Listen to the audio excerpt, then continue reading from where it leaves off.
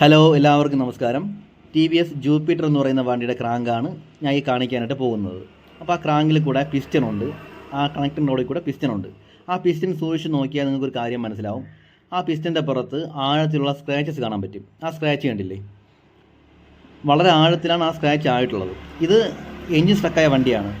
വണ്ടി ഓടിക്കൊണ്ടിട്ട് പെട്ടെന്ന് ഓഫായി പോയി. അങ്ങനെ ഷോപ്പിൽ കൊണ്ടുവന്നതാണ്. ഞാൻ ചെക്ക് ചെയ്ത് നോക്കിയ സമയത്ത് അതിനകത്ത് ഒരു തുള്ളി പോലും ഓയിലില്ലാതെ ഓടിയ വണ്ടിയാണ്. അപ്പോൾ അങ്ങനെ അത് എൻജിൻ സ്റ്റക്കായതാണ്, പിസ്റ്റൻ പിടിച്ച വണ്ടിയാണ്. ഇത് സിലിണ്ടർ കിറ്റാണ്. അപ്പോൾ ആ സിലിണ്ടർ കിറ്റിനകത്തും ആ പിസ്റ്റൻ പിടിച്ച് നിൽക്കുന്ന ആ പാട്, ആ സ്ക്രാച്ചസ് അതിനകത്തും കാണാൻ പറ്റും.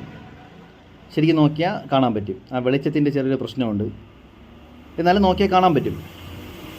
കണ്ടില്ലേ, ഇത് പിസ്റ്റൻ പിടിച്ച് അതിനകത്ത് സ്റ്റക്കായി നിന്നതാണ്. ആ സമയത്താണ് വണ്ടി ഓഫായി പോയത്.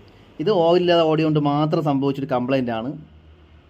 അപ്പോൾ എല്ലാവരും ഇത് പ്രത്യേകം ശ്രദ്ധിക്കേണ്ട കാര്യമാണ്. എപ്പോഴും നമ്മളുടെ വണ്ടിയുടെ ഓയിൽ ലെവൽ കറക്റ്റായി ചെക്ക് ചെയ്തോളണം.